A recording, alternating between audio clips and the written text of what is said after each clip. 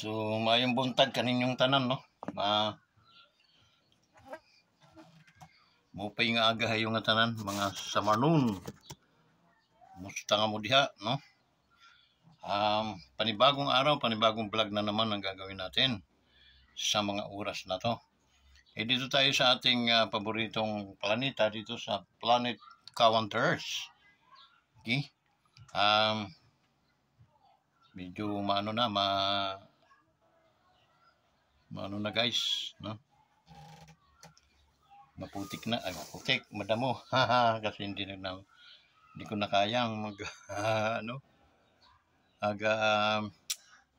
tabas-tabas. So guys,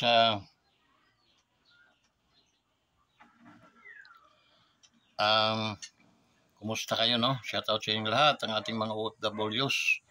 Kay Hero, sila yung mga tunay na bayani. So, shout out sa inyong lahat, guys. Yung ating babae at lalaki, mga OFWs. Saludo, si Kawanters sa inyo. Okay, maging ganun din ang ating mga kasundaluhan, no? IFI, men and women. Salamat guys sa inyong suporta sa ating YouTube channel. Sana kung nasa 200,000 kayo mga sundalo, 200,000 din sana yung mga subscriber.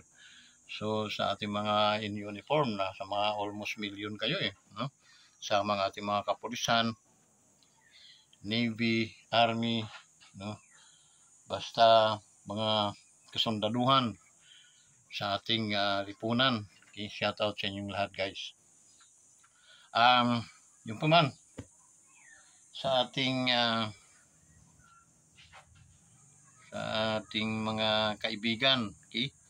Maraming salamat din sa patuloy niyong pagtitiwala. Ating mga SG, no? Sa Arisa Mall, okay?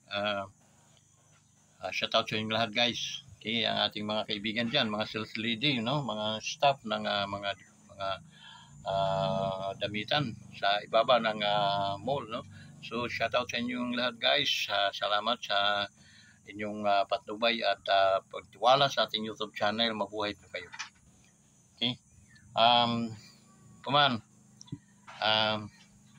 Diyan sa mga Kamindanawan ng ating mga DDS, shout out pala mga DDS, no? Actually, yun ang ating anuhan ngayon, no? Pipinturahan yung mga sobra ng mga walang takot na mga congressman, no? Mga sobra ng kapalan ng mga mukha, okay?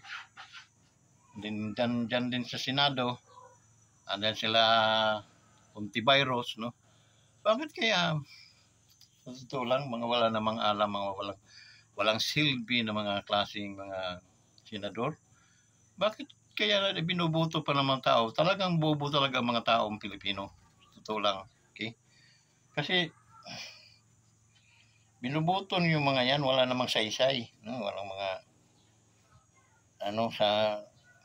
walang nagagawa sa gobyerno.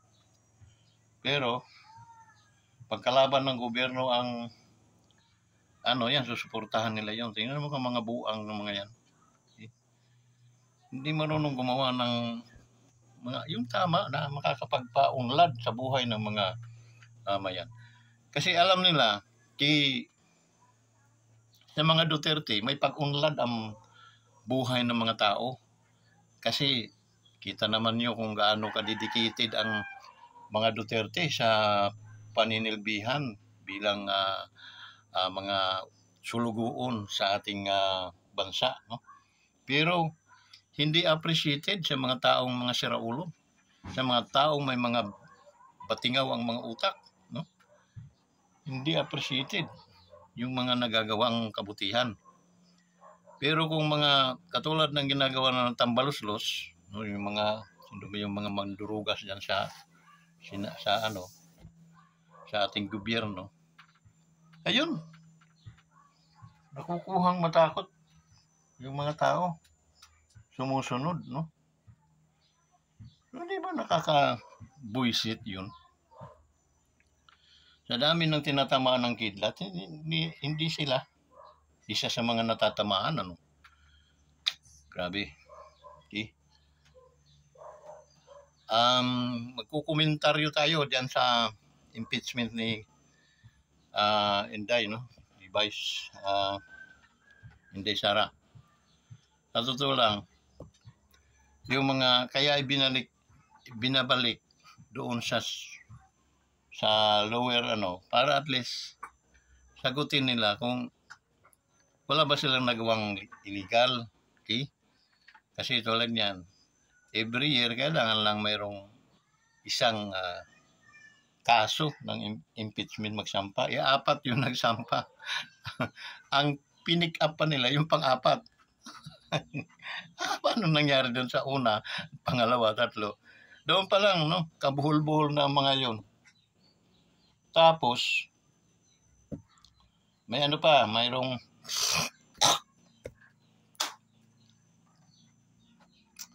mayroong pang pangitain na hindi maganda. Okay.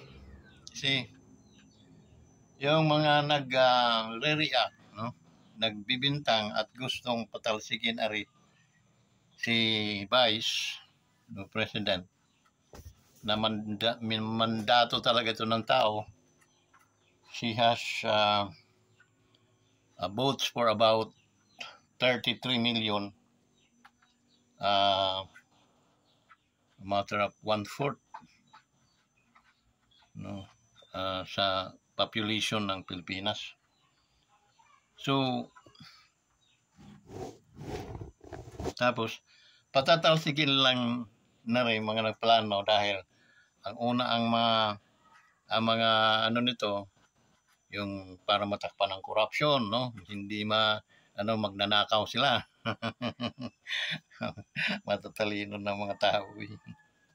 Anino pa lang yung alam na this.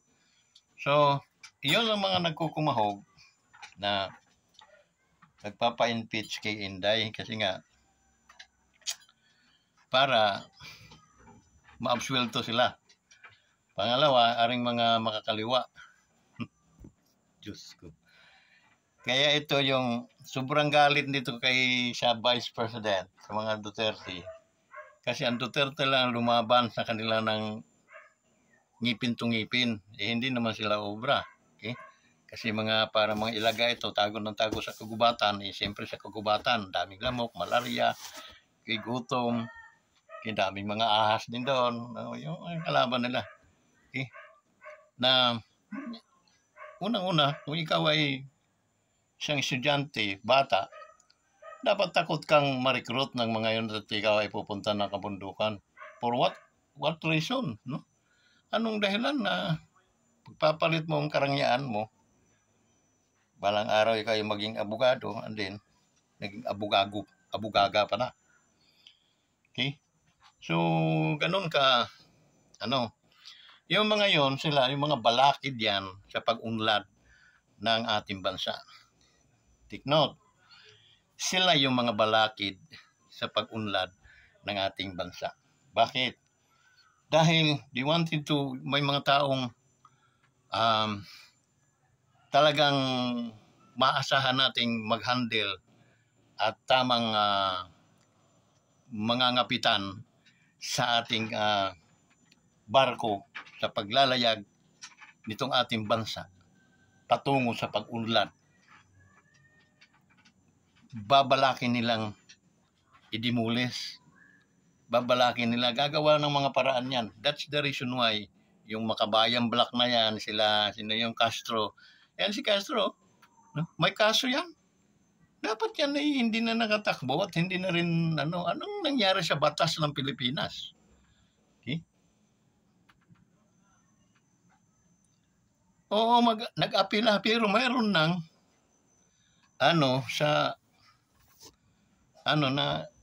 committed siya sa kanyang mga kasalanan. Okay? So, apila lang yung supposed to be. Ibabalik natin yung iyong karapatan kung mayroong na ang apila mo. As long as nawala pa, kulong ka or lahat ng benepisyo tanggal sa'yo, manang. Okay? Dapat ganun ang batas natin. Alam niyo, pag dating ng panahon na ang mga Duterte ang siyang mamuno sa Pilipinas ulit, yari kayo. Dahil unang-una,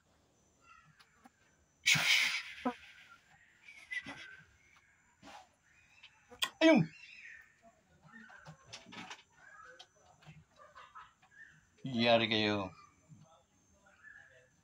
Man, kasi papagawa kami ng isang building na pwedeng pasyalan ng mga turista. Doon naka-frame yung mga magnanakaw. Okay? Sentence because of theft, no? Graft and corruption. Sentence, pinakuan ang ulo. May drawing talaga. Pero andun, mga nakaupo doon sa kanilang, ito, pamilyang Tambaluslos, nakalagay. Okay? Doon na, talagang hinanap lahat ang mga, kasi mga ganyan, tingnan natin ang mga, nito, kung ganun din siguro ang mga dugo nito, no? So, pagsama-samahin na natin sila, preserve, mga na lang, mga drawing na lang ng mga mannequin. Mga mukha. So, bawat parang museum siya. Museum ng mga magnanakaw. Okay? Sama na rin natin yung mga makakaliwa kasi yan eh. Kumbaga mga kasalanang karumal-dumal. Okay? Ang pag-traidor sa ating bayan. Hinano nilang traidor ang Vice President. Kabuktutan. Nagpapatawa itong mga makakaliwa, no? Dahil nagkasala daw si BP Sara na nag-traidor. Kayo, mga traidor sa ating lipunan. Mga animal kayo. Okay? Kayo yung mga salot sa ating lipunan na inaayos at talagang linalabanan lang ni Inday. Okay? Dahil alam nila na mapanganib si Inday pag naging presidente, gawa sila ng kung anong mga senaryo. Lumang tugtugin na yan, mga makakaliwa, no? Lahat yang mga yan, sila yung ngipin ay ang lalaki, okay? Meron pang iba, okay? Meron mga dyan, no? Na pinapalamon ng gobyerno, pero kinakaliwa nila ang gobyerno. Okay? Titigas ng mga mga budhi. Sabi pa ni Colonel Busita, grabe kayo. Kaya ng dibdib ninyo, no? Pinangaralan yung mga pulis na gumawa ng hindi maganda. Okay? So, ganun din ang nangyari. Ngayon, kahit anong gawin nyo, dahil alam na ng tao, ng Pilipino, na kayo ay hinahunting na, that's the reason why na yung inyong rinireklamong Vice President ay gumastos daw, no? Winaldas daw yung 120 million na magic pan. Ay, nakakatawa ito mga. Akala ng mga ito, matatalino na sila, no? Alam namin doon sa 33 million na bumuto kay Inday na kayo talaga, mga makakaliwa, tinatarget ng Vice President. Kasi hindi yan na ni Pangulong Duterte, pero kahit papano, lahap na. Naanuhan na. Lampas. Kakaunti na lang natira. Okay? Si Inday ang tatapos. Kaya yun, mga taong bayan, yun po ang dahilan kung bakit sobra silang, kahit walang yung kaso, kumbaga, O kay abogado, kahit hindi ka abogado, kita mo naman walang merit yung kaso na yung walang kalaman-laman. Okay? Basta makakaso. At dahil ito namang mga ano ay mga nagkababayaran, no? Mga silaw sa pera itong mga sarap. Yung 20 pesos susunugin, ipaso, ilagay sa mga balat ng mga magnanakaw na yun, no? Para ano yung tsura mo? Naparusahan ako sa Pilipinas. Diba? Magnanakaw ka. Kaya pag nanligaw ang mga anak nila, tatarantaduhin kasi bakit? Nanggaling sa pamilyang mga magnanakaw. Okay? So, yun. Marami kung ano nga lang, wala ngang pangil ang batas natin kasi nga, tingnan mo mga taong yan, hindi naman mga mayayaman, questionable, no? Saan nanggaling yung mga pera nyo? Okay? Wala naman kayong mga negosyo. Dapat yun, wala nang abogado-abogaduhan, sequestered, no? Kasi they cannot explain yung kanilang mga ari-arian. Saan nanggaling? Di galing yan sa pera ng Pilipinas, ng ating mga mamamayan. Galing sa buwis ng mamamayan, ninakaw, dinugas. Okay? At yun ang mga isinusuhol sa oras ng mga kandidatuhan. Kasi maraming mga taong sa hirap na hirap ng buhay, kayang ipagnuno ang kanilang boto. Okay? Kawawang mga Pilipino. Okay? Kaya yon.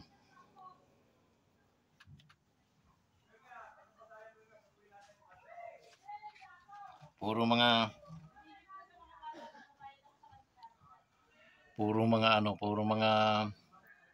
bandurugas. So, yun ang reason behind bakit nila pinai-impeach si Sana may mga matitino diyan, may mga abogado nga, mga mga abogado din sa iba-ibang mga universidad, mga sikat na universidad na they are willing to impeach Inday. Naduktinahan ng mga utak nyo. Dapat kayo,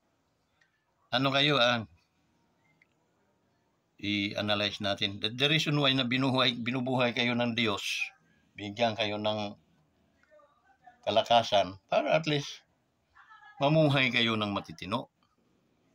Imagine, nag-aaral kayo, nagtuturo kayo sa mga universidad na yan, tapos baloktot ang inyong mga utak.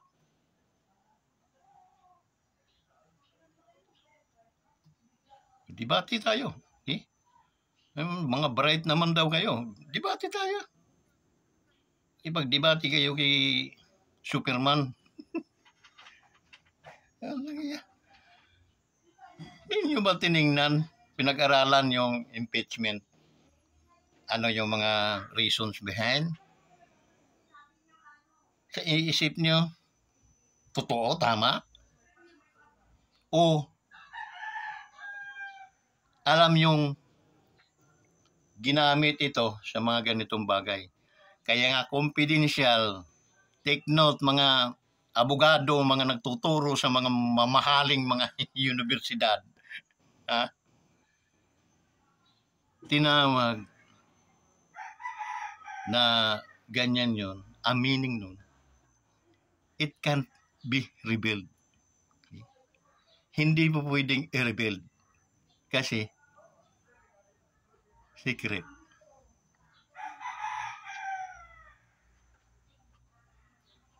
And then, gagawa kayo ng sarili yung senaryo na, may nakita tayo sa section 28, nakita doon. Kita ay mamukha niyo. Wala pong kalaman-laman yung mga pinagsasabi o kaso sa Vice President. Mapapahiya kayo. Mapapahiya kayo. Baka magbigti kayo pag nakita niya, tama pala yung tarantadong mama nung nagsasalita doon sa kanyang channel. Kasi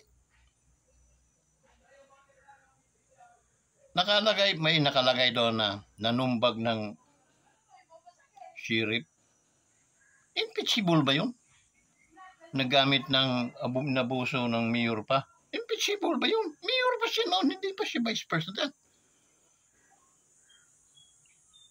Hindi po magkatukma. Okay? Yung mga ginawang kaso ay hindi po available ka nga sa kanyang pagiging vice president. Okay? Confidential. It means confidential. It cannot be revealed. It is mananatiling secret. Secret.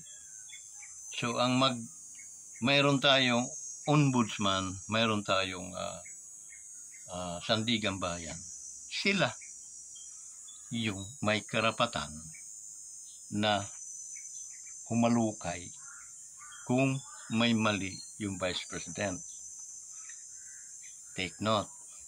Kaya nagliliyab ang mga mata nitong mga makakaliwa dyan sa kanilang mga gustong i-impeach si Inday. It because sagabal si Inday sa kanilang pagdami dito sa ating bansa. At hindi na po yan dadami. In 3 years from now, Inday is the president in this Philippines, dito sa Pilipinas. Ay, yari kayo. What is 3 years? Okay. From now, it's so fast. Napakabilis.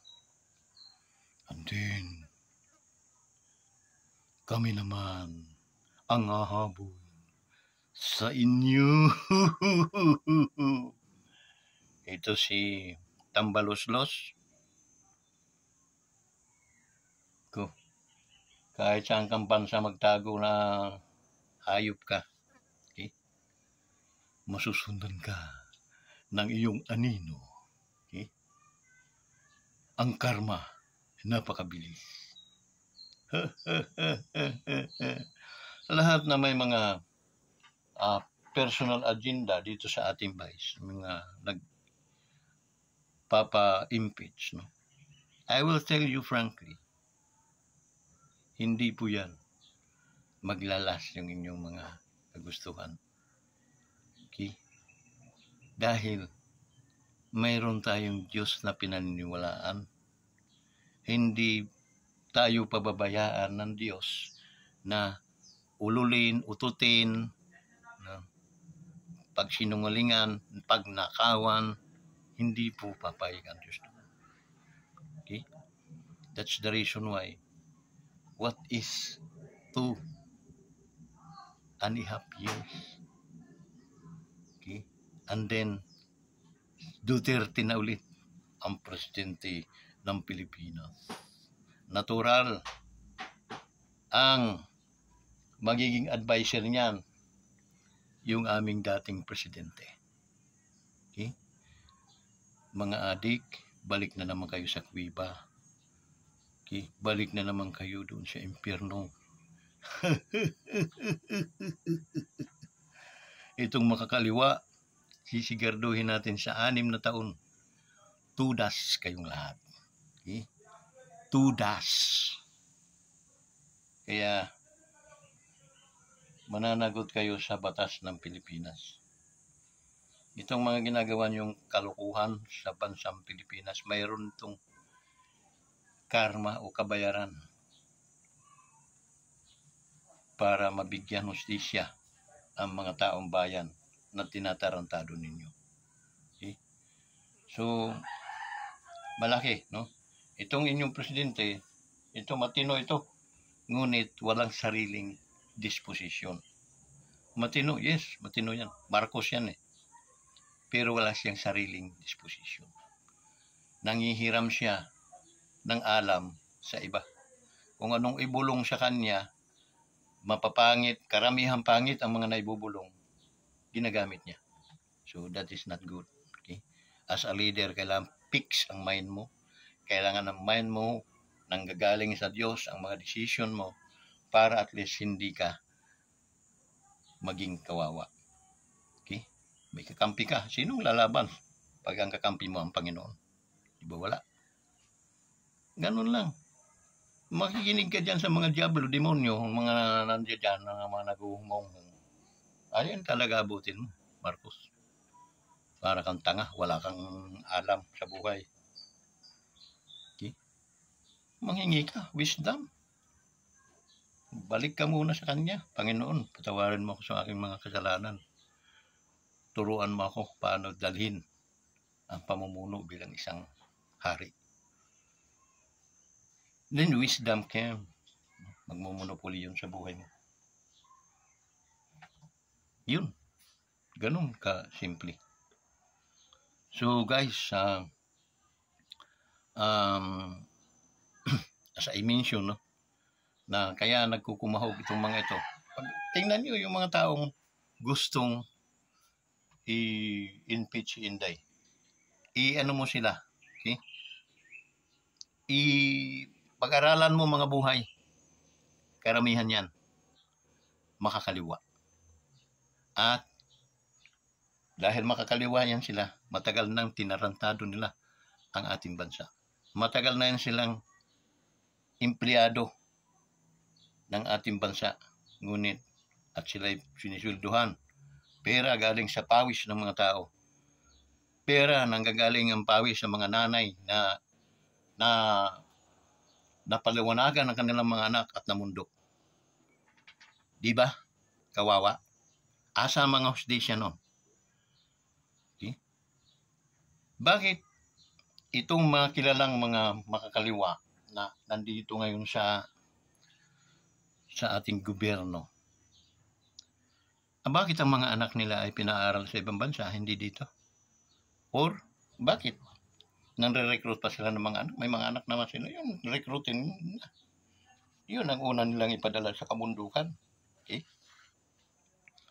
Dahil tinarantado ang kapwa Pilipino, yun, kunwari. At yun ay napigilan ni Vice President. At doon iginugol yung pera.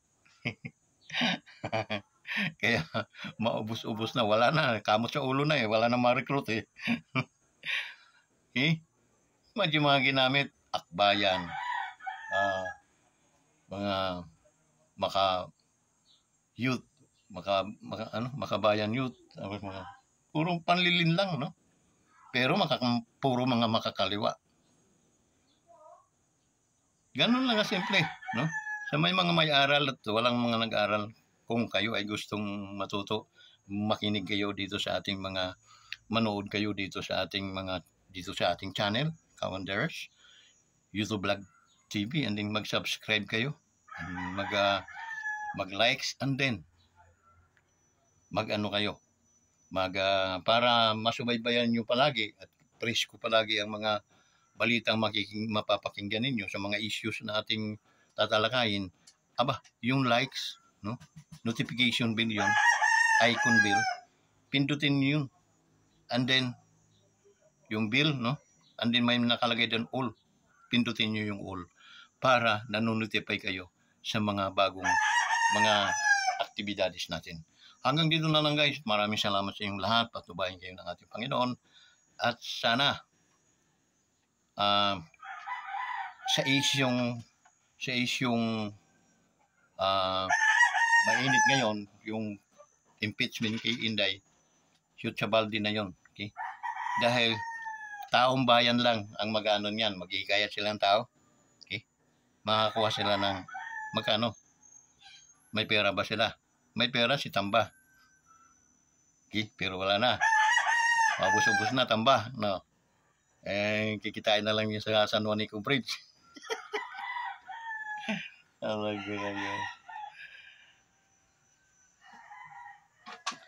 Pinaglulukbag yung antay magalit sa yung mga litinyo, mga taga-Tacloban.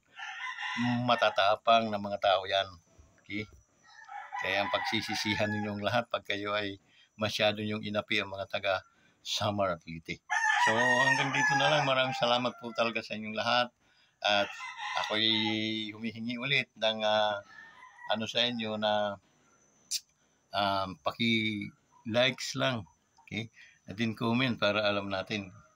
Masanay na kayo mag-likes at saka mag-comment sa ating YouTube channel. Yun lang guys, masaya na si Ka Wanderers noon, no? Sa mga hindi pa mga kaibigan natin na hindi pa, mga viewers natin na nanonood lang, no? Pero hindi pa naman nag-subscribe, mag-subscribe na kayo guys. Kailangan ko ng almost, sabihin natin mga 60 plus o 70 na subscribers up now, para ma-monetize naman tayo. So, nakakatuwa pag na-monetize tayo, and then tatangkilikin niyo yung inyong then mag kayo ng grupo, yung joint, yung kayo ay solid, no? Solid members. So, mag-ambag-ambag lang tayo ng ₱5 piso, ay malaking bagay na yung tulong yun sa ating channel. Kasi tulad sa ating content creator, ako guys, sa reels ko hindi ako makakuha kumikita kasi required nga ako ng yung tawag noon, income tax. Hindi nila alam na senior na ako, tsaka wala naman akong trabaho, wala akong income. Required ako, nagkamali ako, no? Business ang nailagay ko, personal ata yun. Personalized business ang nailagay ko. So, required ako, wala akong ma-present na document dahil wala naman talaga akong income na pagbabasihan para akong makano ng income tax o sa tax, no? So, definitely, wala akong trabaho, and then, ako, senior. Okay, I'm 65, my age from now. 2 years na akong nag-vlog. So, nag-vlog ako, senior na ako.